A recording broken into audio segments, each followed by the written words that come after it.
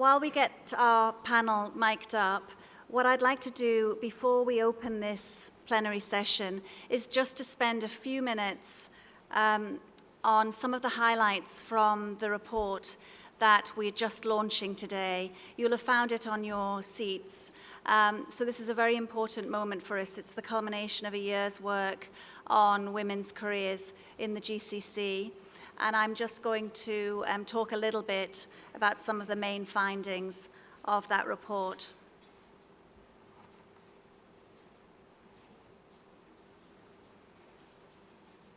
Can we have the slides, please?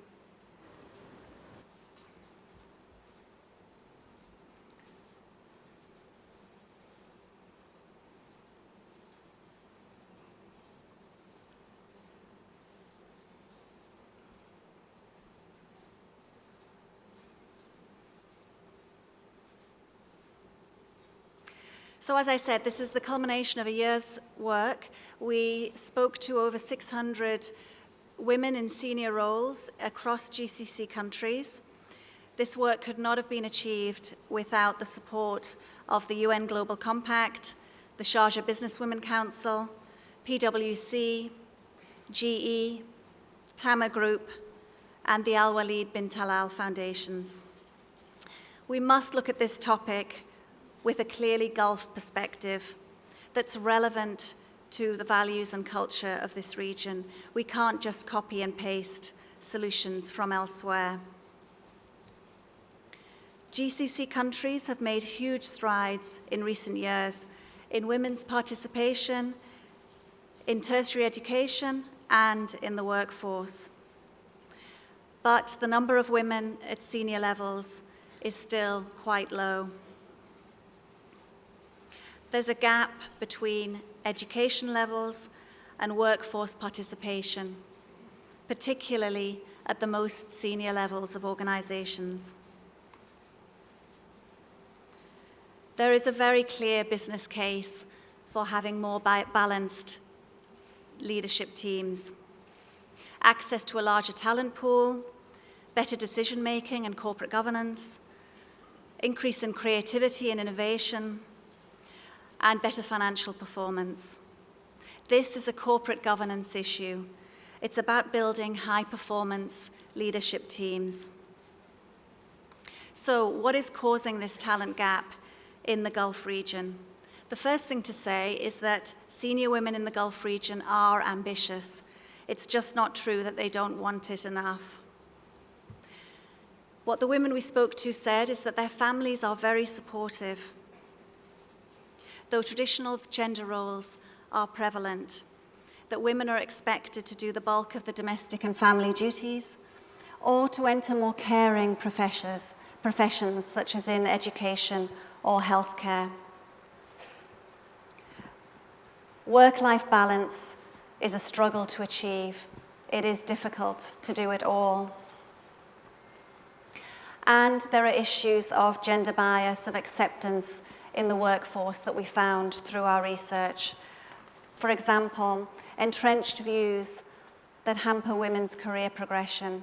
For example, 80% of the women we spoke to feel that being a woman puts them at an immediate disadvantage at work. Only 35% of those women believe that men are open to having a female boss. And only 27% believe that their company leadership is committed to having women in senior roles. So what this means is that we do get increasing numbers of women making it through to senior roles, but many, many women are opting out, causing the talent gap through to senior ranks.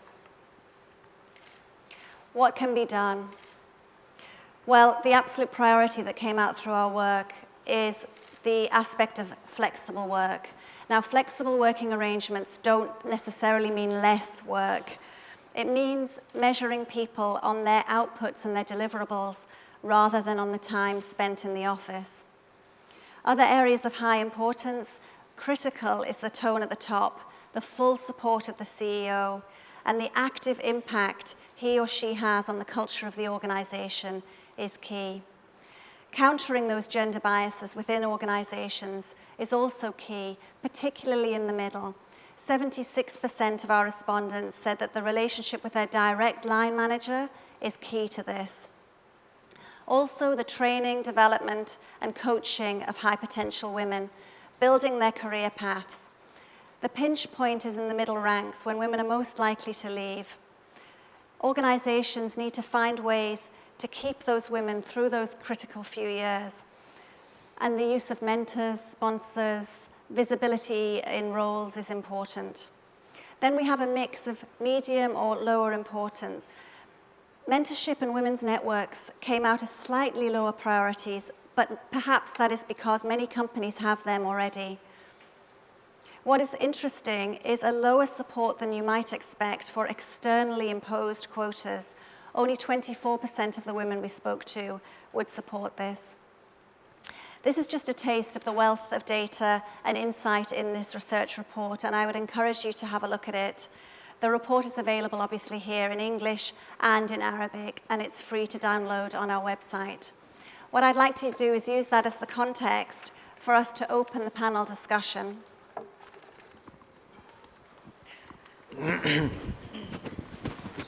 Now, I would like to turn to Hani first, because I know that PwC has done some work on this already, and that you have some insight on what your experience tells you about why talented women are leaving the workforce. Thanks, Imelda. So a few years ago at PwC, we discovered that it turns out we're the largest employer of the millennial generation. So could I just start maybe with a quick show of hands? Who's born between 1980 and 1995? No, seriously.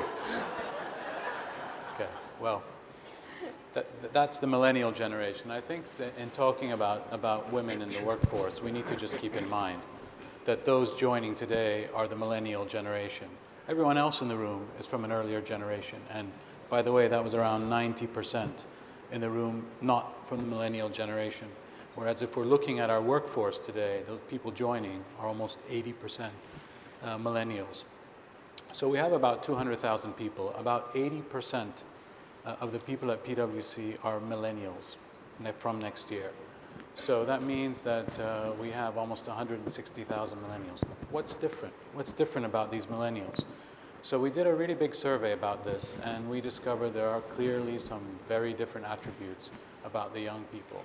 And these were things like technology and how the millennials view technology, how they use technology. They're digital natives. Most of us in the room are digital converts, for instance. Another attribute which I found interesting was that they are detached from institutions, networked with friends. The connection with friends is stronger than the connection with institution. That was actually quite interesting.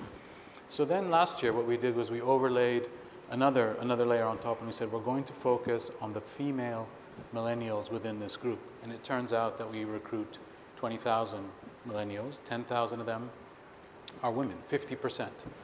But when you get to the partner level, you're into the double digits. And in our region, we're into the high single digits at the partner level. So something's going on between really recruiting half of our population as women, and when you get to the senior levels, it's far, far less. And so we looked into this quite carefully and tried to understand what's really going on here. And by the way, in the middle ranks, high turnover of our women colleagues, and you would think it's to start families, right? As it turns out, that's the last reason why our women colleagues are leaving. That is not the first reason. The reasons are actually quite different. Very ambitious, want a clear career path. Our female colleagues are saying we're not getting good feedback, we're not getting good coaching. We don't see the role models within the organization that are really inspiring us and helping us stay close to that. And then there's a lot around flexibility. And here what we noticed was, many of our organizations have been set up by people of previous generations with working practices, culture, approaches, etc., that are from a previous generation. And then what we're seeing around us are people from a young and a different generation. So if we don't change how we're doing things, and don't look at it from the perspective of millennials, and in particular female millennials, then we're not going to bridge that talent gap. Globally, the workforce is around 40% women, and then Fortune 500 CEOs who are women, 5%. So that phenomenon is not unique to our organization. It's a global phenomenon as well. And so we're really focused on what are those working practices, what are the culture, what is the coaching, where's the development, and where is the role modeling that's in there to make that happen. So Yeah. those were our thoughts, Imelda. Yeah, and you're talking about that you have to be looking at it and monitoring and measuring it in order to be able to work out what to do. Now, Nabil, I know that you're a supporter of active intervention to achieve gender balance. Can you give us an idea, particularly in the Middle East, of what those programs can look like? Sure. First of all, I just want to congratulate Pearl Initiative on a great research report. I think it's very important to bring awareness to some of the challenges that women in the workplace feel, and also how do we help as a community, all of us collectively, in driving women in leadership and help women drive careers. So for GE, I just wanted to say we were very pleased to be partners on this report, so thanks. In GE, we take diversity very seriously, and you know, we do put a lot of practical programs together to make sure that we actually deliver on what we say what we want to do. But the key thing that I would say for everybody is that, you know, if diversity to your organization is about quotas and numbers, then you're wasting your time, because it's not going to happen. Diversity needs to be embraced at the top leadership of the business, gender diversity, that it is a competitive advantage and it's the right business model. Because diversity brings creativity, brings innovation, brings competition. So you got to start with that before you start putting your programs together. Now, for the programs that we have put together, we had external programs and we had internal programs. Externally, we formed a joint venture in a partnership with Aramco and Tata Consulting Service in Saudi Arabia, where we will be employing 3,000 Saudi women to run an all Saudi women business process operation.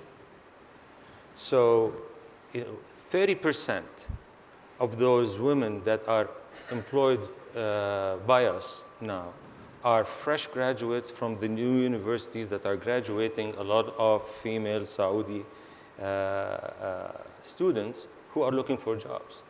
So you got to do your part in creating the jobs for them. And it's the right business model for us because we're outsourcing things.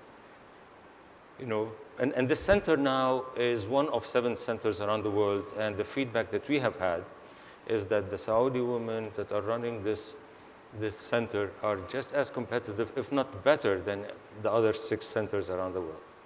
So you got to take a chance and you got to create the opportunity, and that's what we did externally. Internally, it's about hiring.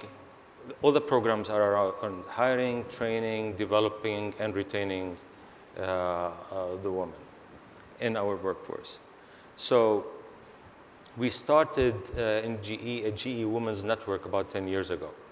This is a network that has grown now to become 850 female employees that we have, where they network together, they share information, they mentor each other, they have role models, they seek role models to help them improve their career, and they also reach to the management. On training and development, we have programs like one of them, we call it GROW. This is where we take female employees who have a lot of capabilities on a special training program, but the important thing is that that program is sponsored by one of our business leaders. And that business leader is measured on the success of that program as part of that person's goals and objectives. And also we have a program that's called STIR. We take regional female employees and we put them on short international assignments to get them to witness working outside the region in an environment that may be more diverse, than what we have. And more importantly, that has had the big impact for us and building up the pipeline, is we started a 2-year leadership program in different functions: HR, finance, legal, communication, commercial, where we take employees and put them on a 4 rotations in these 2 years and graduate them into middle management positions. And 60% of our members of this leadership program are female from the region. So you got to build up the pipeline. You've got to focus on training and development. You've got to actively go and search. One of the things that we put to make sure that we do deliver, that we are seeking more diversity, is that every slate for an open position, regardless of its seniority, has to have a diverse candidates. The best will get the job. But forcing it to have you cannot go ahead with the appointment unless there's a diverse slate. And that forces people to go actively looking for candidates. Otherwise, everybody will just go back to their comfort zone and hire from where they feel. Look, it's not easy. And people said it's not easy in Saudi Arabia. But for us in Saudi Arabia, in 2013, we have over 2,000 employees now in Saudi. In 2013, we were a little bit less, but the female population, Saudi female population in Saudi was 3%. Today, it's close to 20. Wow. And it's doable, but you got to put the programs based on your business needs. And Lubna, does that resonate with you? I mean, what advice would you give to CEOs on this issue? Thank you, Imelda. It's delighted to be among all of you this morning here. Can everybody hear me at the back? Hands up. You can all hear. Thank you. We're debating and discussing a subject which is not a new debate, and it's not a new discussion.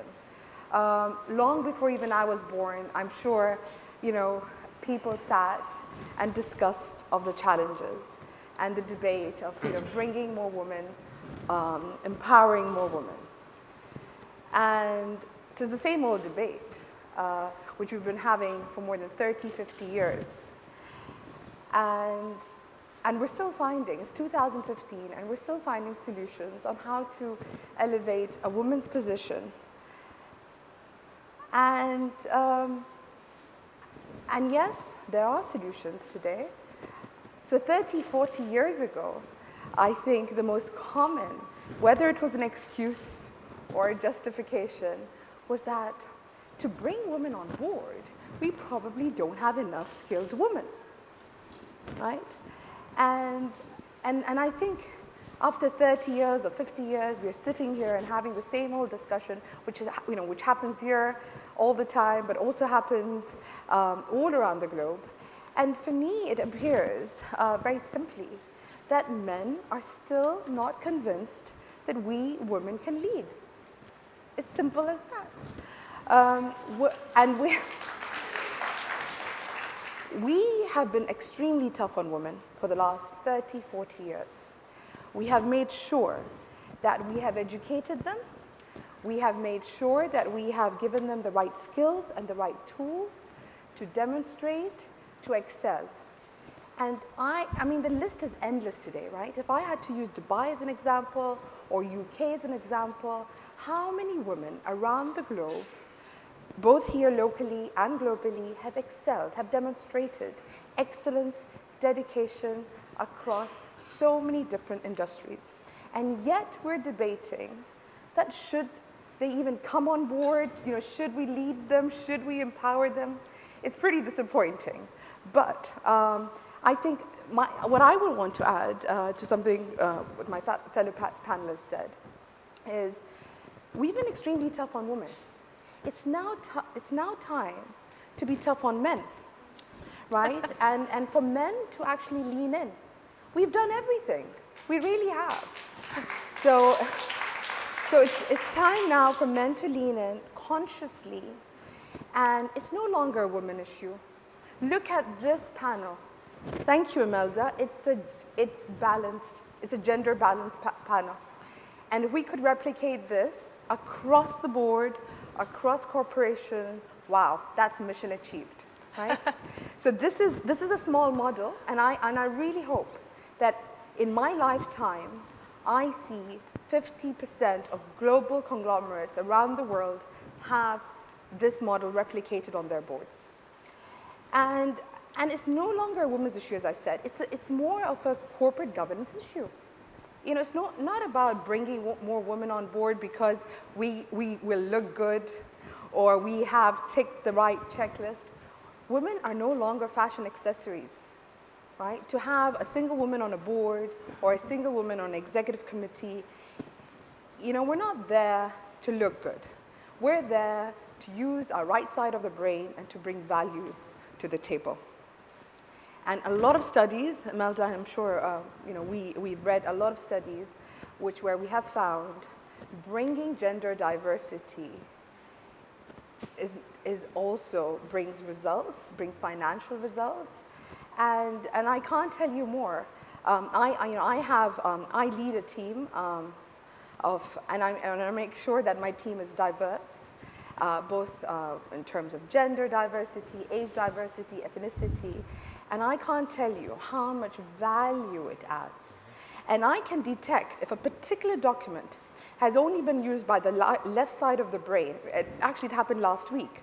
And my male colleagues brought in a document. And when I detected it, I said, 1 second, I don't think the right side of the brain has been used on this document. So I went out to my female colleagues and I said, oh, by the way, have you all looked at this? And they all said, no. I said, yeah, I thought so. Can you please look at it, right?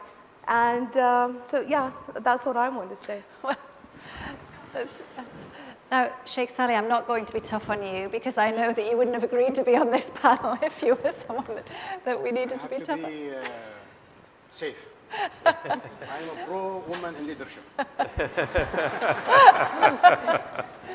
I would like to ask you about, obviously we've heard about how women's employment in Saudi Arabia is increasing quite dramatically. Are attitudes changing? What's your view? Yes, actually, to go back to your point, this discussion has been going on for more than 50 years in the Arab world, but actually there was a setback. The position of women in general in the Middle East and the Arab world in Saudi Arabia was a setback from the 60s till 10 years ago. Change in the culture, change in the liberal societies led to push the woman cause back. However, in Saudi Arabia over the last 10 years, tremendous achievement has been done. Late King Abdullah issued the Royal Decree 120, which is a milestone in the development of the position of women in Saudi Arabia. And this position, this decree dictates that all government agencies, all the companies, all the private sectors have to appoint women or employ women. Since then, a lot of development happened. The Consultative Shura appointed, I think 20%, 30 of them are now in the Shura, which is a great development. Many ladies are now in a leading position. There are CEOs in many positions. But in general, I think there's a progress. It's very slow, but there's a progress. Today we are fighting to get women into jobs rather than into the leadership. The leadership, the Saudi women, all the statistics indicate they are much better than men. So if it is according to statistics, they should lead and men should be supporting leaders. 55% of the graduates of colleges are women. If you look at 100 CVs, you will see 80% of the top ones are women, but we select from the 20. We ignore the 80. The environment is not enough yet to hire women, but women in general. I mean, it's not a trend only in our Middle East. All over the world, in the States, 30, I think, or 40% of the position and leadership are held by women. The best position to be is in Central America, where Dominican Republic and Colombia, they have over 50. So if a woman who's eager to be a leader with a proper environment should go to the Dominican Republic. I'm not asking you to leave Saudi Arabia. We still have position, but culture is important. The difficulties that we face in the society is important. Saudis are in general very conservative in everything. We don't take risks very fast. So I think there are very positive movement. The base of hiring women in good position is accelerating very fast. The society are accepting it. Once the family realize that their life will improve, the quality of life will improve, because women bringing in income is a great achievement. In Saudi Arabia, the dependency rate is very low. Every individual will support 5 people. So if you take his income and divide it over 5, the income per individual will be less than the individual in Bangladesh. So the only way to improve the quality of life is to hire women, and of course, to become a better in the society is to share in the income. The society is beginning to realize now that no increase in salary, no adjustment in salary will improve the quality of life. The only way to improve it is to utilize the 50% of the population. Just like we begin to realize that you are opening a factory and you're buying equipment, and then 50% of the equipment you say, I don't want to use it. Let me succeed with the rest of the 50. It doesn't work. So I think, it's improving. And within the coming 5 years, I think there will be more growth, and it will be normal to find women working in every position, and it will be normal to find women in a very big position.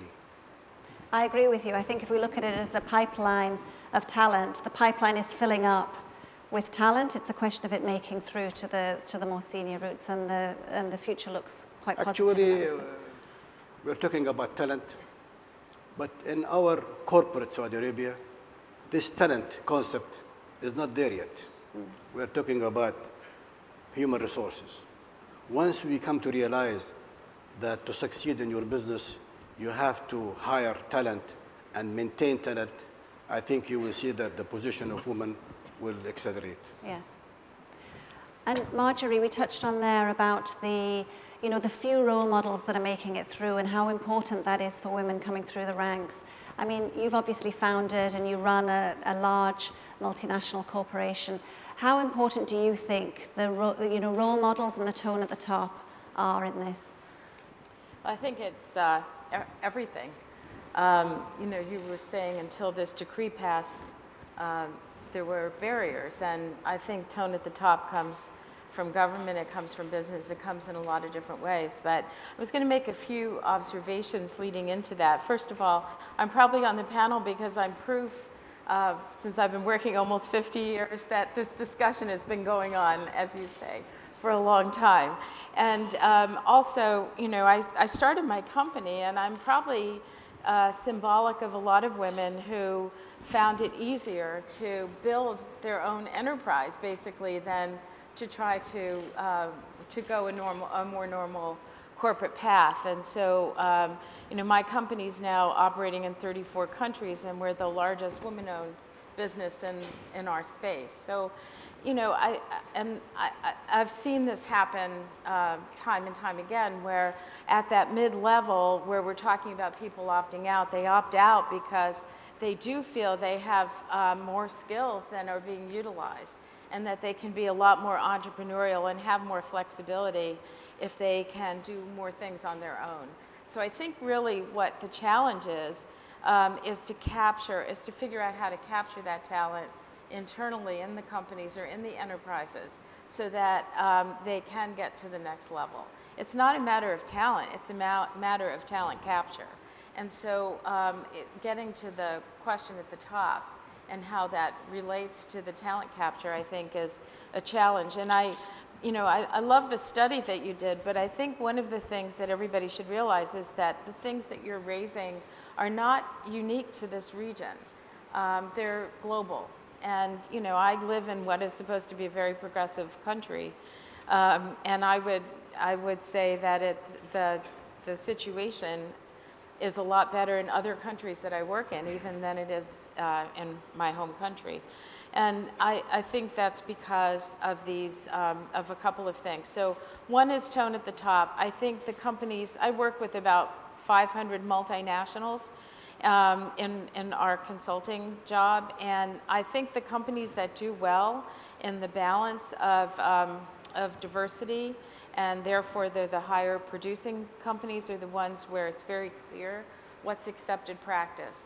And the chief executive officer is not just the tone setter, he's the value, the cultural lead for the whole company, or she. And I think that if you can get that right, then people understand what's permissible behavior and what's not.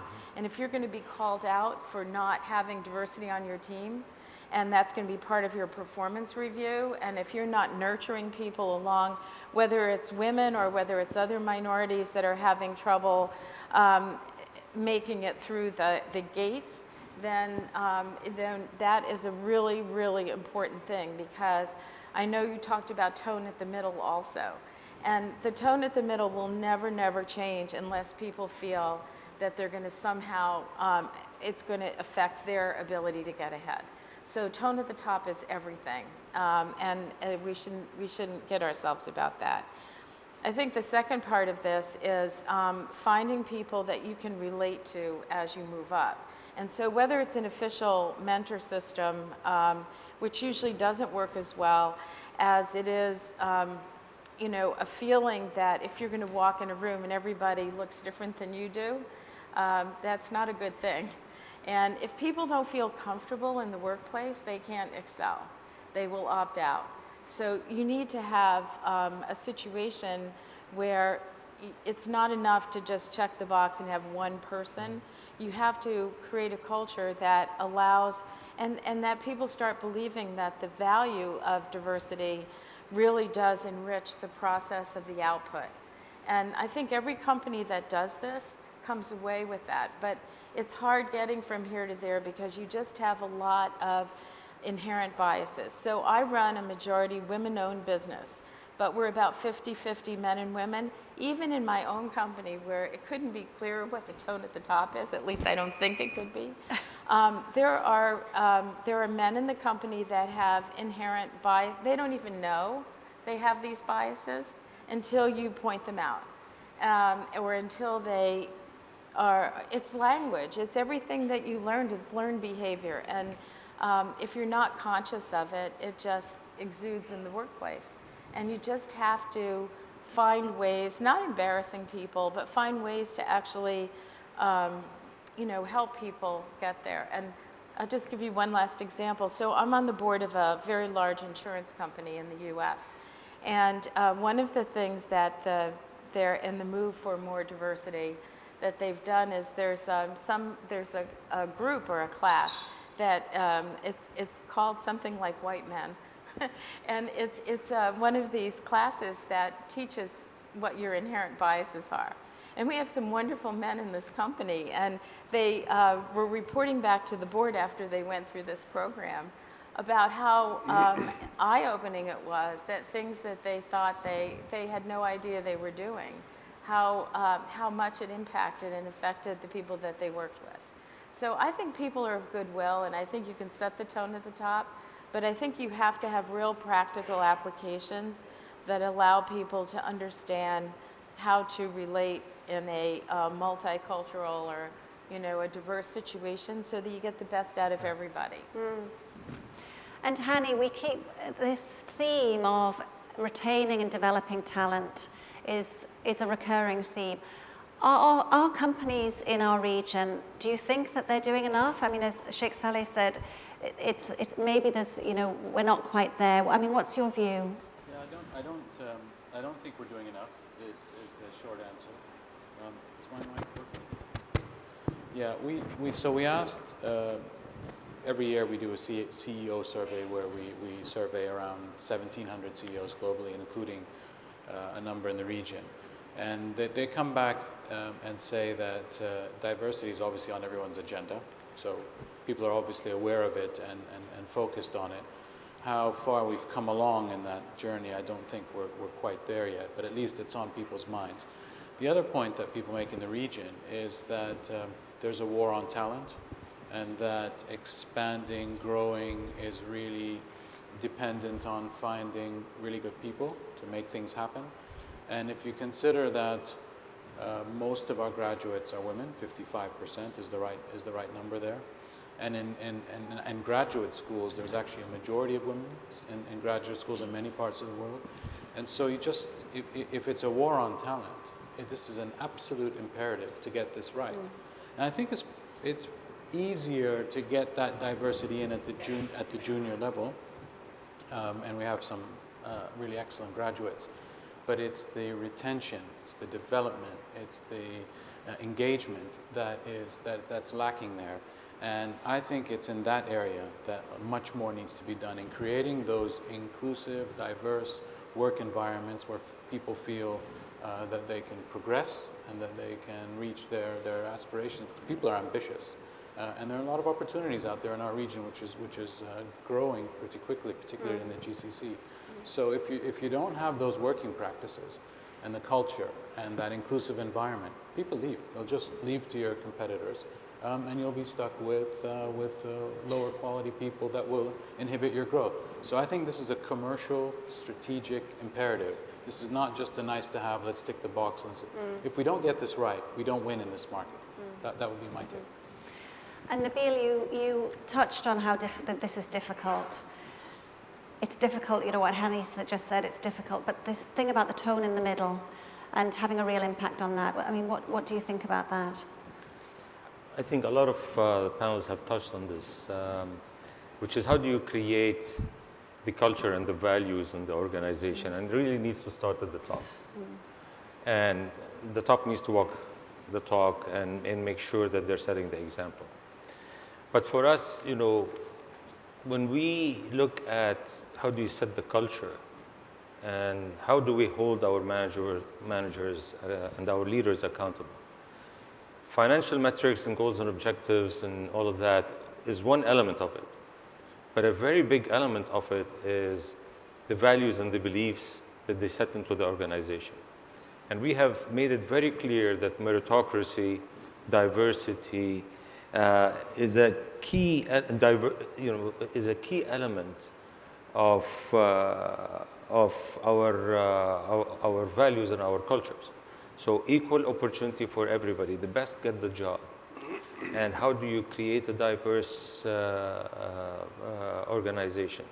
Now, I'll give you an example. In Saudi Arabia, we have Saudi female engineers working the manufacturing plant of our gas turbine manufacturers. I mean, this is heavy-duty industrial equipment. They're actually walking the manufacturing floor, and they run cells where you have other male employees reporting to them. Some of them didn't like it. We told them they have plenty of other places that they can go and work in. It doesn't have to be here, GE. Unless, and we have let go of a lot of managers that did, not only in Saudi Arabia, elsewhere, managers that did not share the same values and the beliefs that we have in setting the culture. So you got to make an example of these. You got to stand firm to making sure that it is as important as delivering on the financial objectives. But also you got to reward people for the right behavior. We started a CEO Diversity Hero Award where the nominations comes from colleagues, not from the CEO or from others, but from other colleagues nominating the best person to do it. So I think setting the tone, setting the culture is extremely important, but you gotta make sure that people understand you're pretty serious about it. It's not just words on a paper. Yeah. Actually, we have a voting question on this. Can we get the first voting question up? And that, I think, I'll get you to comment on what comes out here. If everybody has their keypads. Okay, so the first question is, well, it's a statement. Achieving gender diversity at senior executive levels is becoming a key strategic priority for CEOs in the Gulf region. Do you agree that that is the case? From 1 to 5. Please vote now.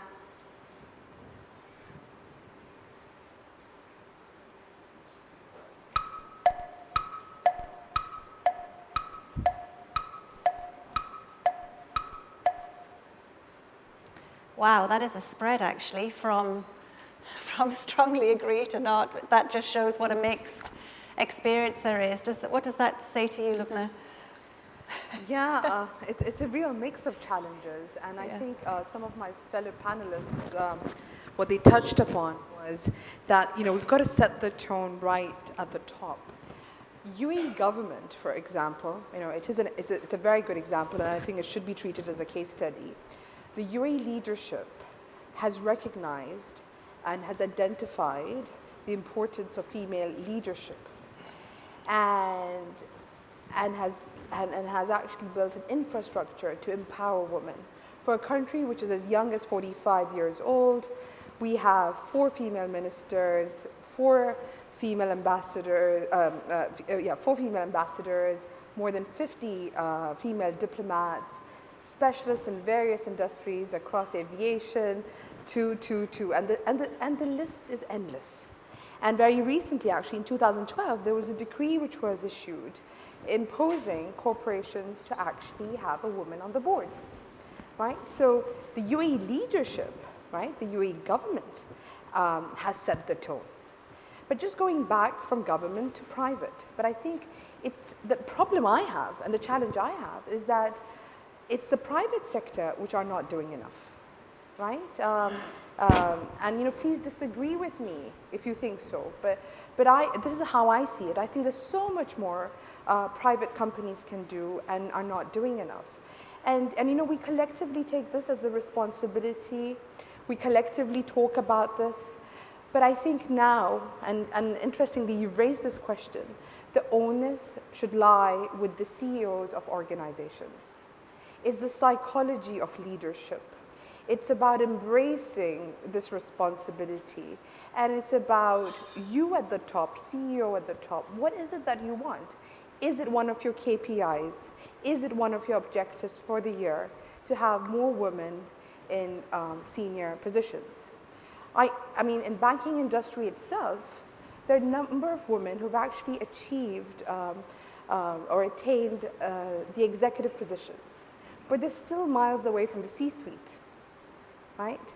And unless they're not given an opportunity right from the top, because it is about giving an opportunity, who tells me that he can excel more than her, right? When he or she actually reaches to the C-suite. So it is about giving opportunity. It is about, because if you don't give the opportunity, you'll never be able to see it. I have met a number of CEOs, both here and across the globe, and they have clearly expressed the desire, and they've said, Lubna, we really want to have more women in our organizations, and we really want to see more women. But you know what? I don't know really how to do it. And how many CEOs have actually admitted, telling me, saying, we don't know how to do it. My simple answer to them, get more women on the top and let them do the job, right? Right? Because you will not understand, right? You will not understand. Something else which women or female leaders require is support for women. We talk about, men, can you please support women? But this is something else which maybe it's not talked much or touched upon much, but really, women lack support from women. And this is something, it's a huge challenge. And I mean, how many times do we hear, after working hours, I hear my male colleagues saying, do you want to join for drinks, or let's go play golf today, or let's meet up for shisha. I hear that quite often. I rarely hear women saying to women, hey, do you want to go manicure today together? Right? I never hear that. So again, that lack of sisterhood, that lack of support from each other, that is again something I think we women have to work on. I, being the only woman for the first time in a group of 50 years old, I sit on the executive committee. I am a lonely voice there. I am. It's the only voice, it's the only female voice, and my mission is that as soon as I can, to get another female voice onto that committee. So thank you. Thanks, Lubna. Let's have another question for the audience. What we would like to know from the next question is to do with active intervention. Can we have the statement up? Okay. So, active intervention in the form of performance targets or quotas is required to achieve more gender balance at senior levels. What do you think? Please vote now.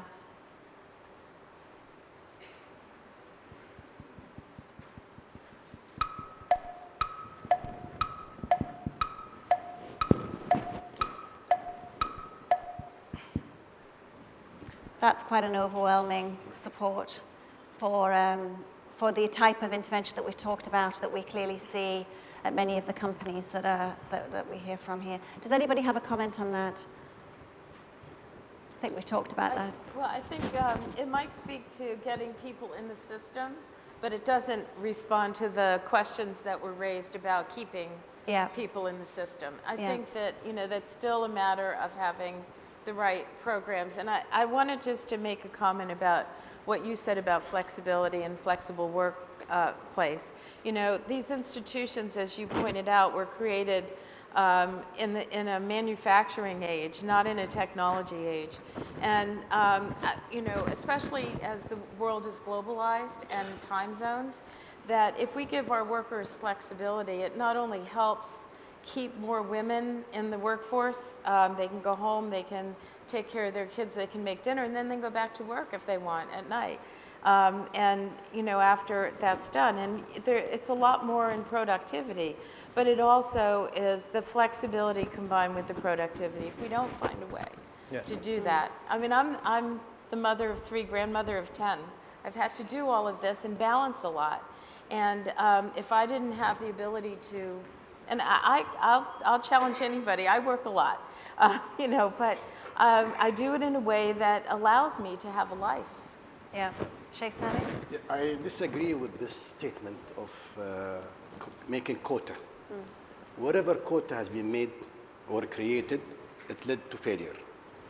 The biggest one was created by Nixon, affirmative action of hiring minority.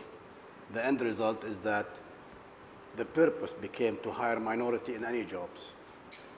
The only way to have women in good position is through education and culture, changing the working environment. Hiring women in Saudi Arabia now, today, is very costly because the office space needs to be adjusted, the office space needs to be revamped. Women has different demand that we are not used to. Pregnancy time is now it's another cost to the company. So the only way is to work hard on the culture. Saudi Arabia, I agree with Sayyidah Lubna, that the government is doing a lot in Saudi Arabia, just like the rest of the GCC. But the private sector is not doing much. The private sector, of course, seeking for talent, but it is easier for them to seek talent at the men's side. It doesn't cost them much. It doesn't require them to change the culture, to create more facilities. The government in Saudi Arabia is the way to go forward by education, changing our education system. The culture, the society doesn't look at women as a productive lady. They look at them as mothers. Their role is to stay at home. If we start introducing things like flexible hours to accommodate ladies, it will fire back.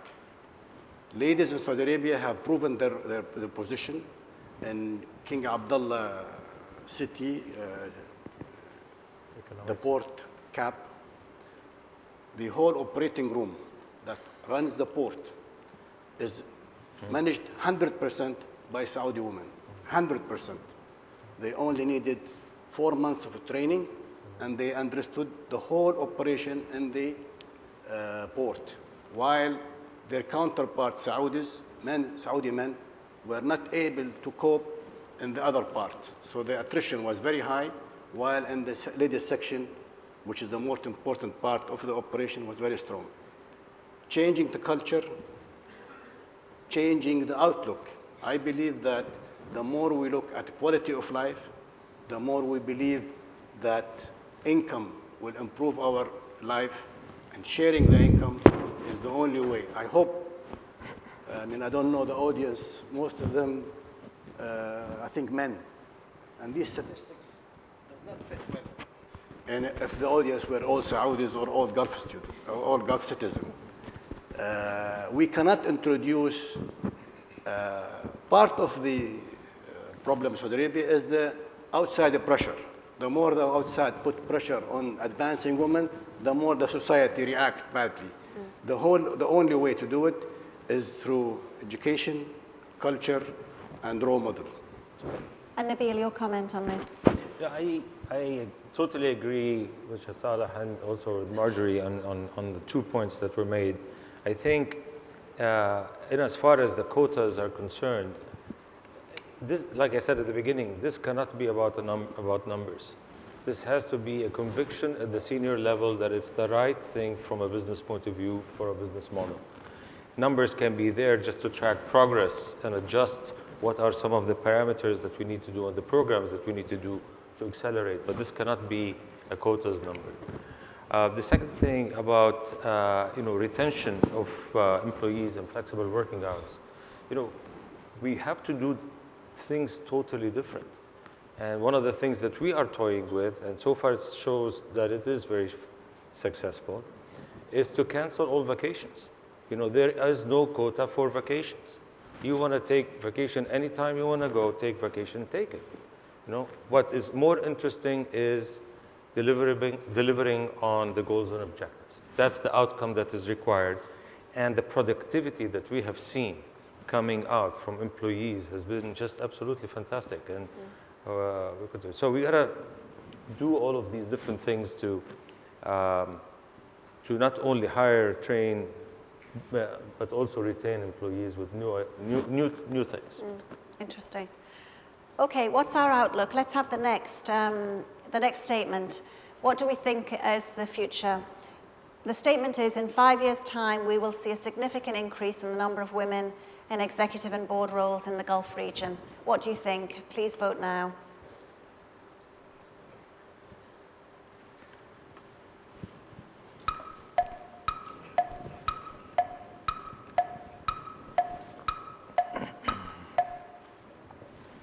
I'd say we're optimistic. Let's not be having this discussion again in 5 years' time. I'd like to open up to the floor for questions. I think we have some roving mics. Yes, at the front here, please.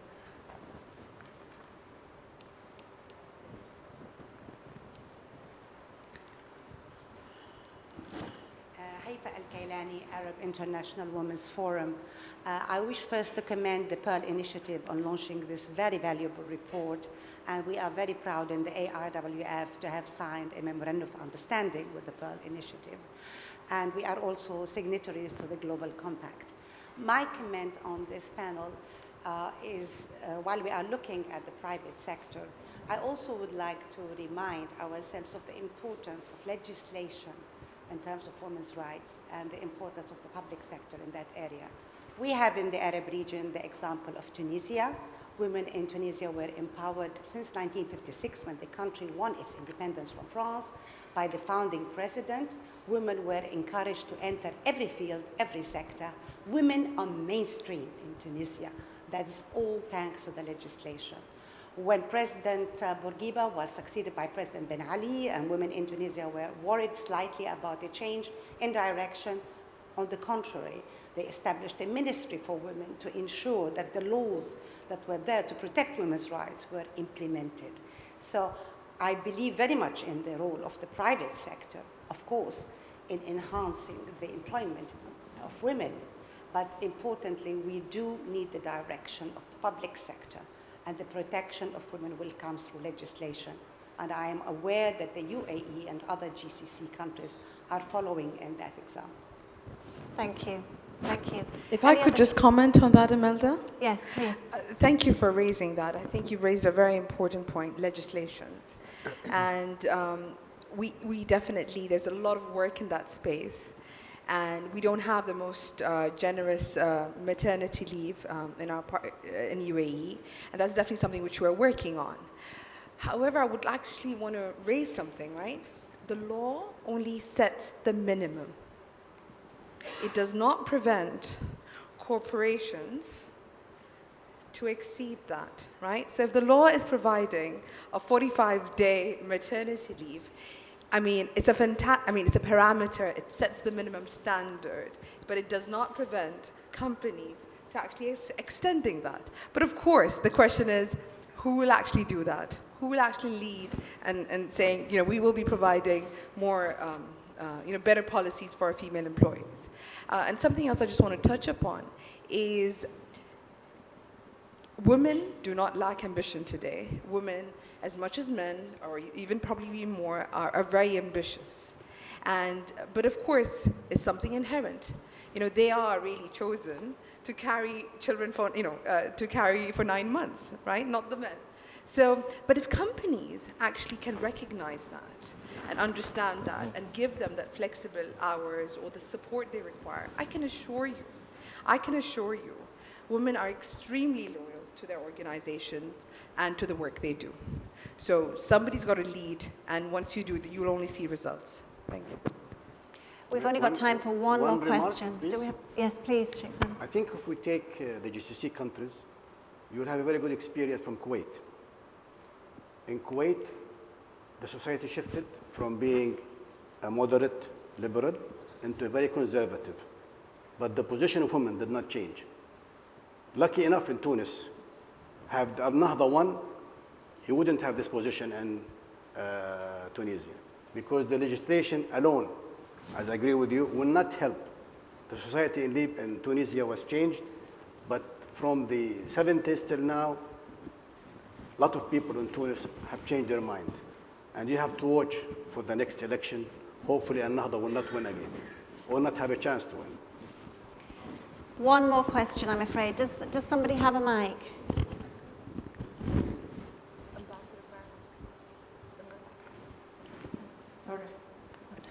So I'm the one who's asking so many questions today. Farah Hatasi again, Actor Group International. I would like to raise a very important question, actually. Lubna and Mr. Nabil Habib raised, which is culture as an obstacle to and stereotyping about where women are fit in our labor market here. Like in my 20 plus years journey into empowering women both in a private and public sector and government sector, both in politics and business, I rarely met women who lead and succeed in a heavy duty industrial market, in a strong market traditionally dominated in our region by male, oil, gas, manufacturing, like you mentioned, this heavy duty, where I met so many successful women in a soft market, in tourism, education, banking, management, all of that. Also, we rarely, and I hope we will see one day, a woman in politics who's a Minister of Defense, Minister of Interior, Minister of Head of Intelligence, not only the traditional stereotyping position like Minister of Education, Minister of Economy, Minister of so and so. So how we can really challenge that culture and stereotyping that women are fit in these very soft role models, whereas they're not yet fit into these heavy duty positions. Thank you. Just very, very briefly, because Sure, we're running sure. out of time. Just a few words on that. I thank you for raising that. Again, I mean, this is a debate and probably a discussion in itself. But again, I think it's a lack of confidence in men. And I think, so that's their way of allowing women to join the politics or to join different industries and to test the waters. Can they actually do it? I think, And if they achieve that, then I think the next step would be having a minister of, female minister of defense or a female minister of justice. If you build the culture in the organization around meritocracy, around diversity, and around equal opportunity, and you walk the talk as a CEO, as a leader of the business, that you're not going to accept any tolerance in the organization for anybody that doesn't believe in that. I think if you build that culture, you'll be able to get female engineers like we have in Saudi Arabia. You know, culture cannot be the obstacle. You gotta drive the culture hard and make sure that everybody really believes and understands that to work in your organization, this is what's expected. If not, there are plenty of other places they can go work. And that's how we build up our culture. And we have these examples. Please. Just want to mention that in Saudi Arabia, they have opened 2 technical institutes. And they have opened 18 technical centers. So the culture is changing, led by the government. And this is what we need. We need more legislation, but we need education. In Saudi Arabia, now the lawyers are accepted to go to the court. 2 years ago, it wasn't allowed. So eventually, we will have a Minister of Interior, maybe in the Emirates, not in Saudi Arabia. Margery, Well, quick comment? I was just going to catch the education part. Yeah. Because I think a lot of this is also pipeline. And we have early biases in education where women are put in one category and men in another, boys and girls. And so it has to start also that the women want these jobs, not just that we have the culture that will accept them.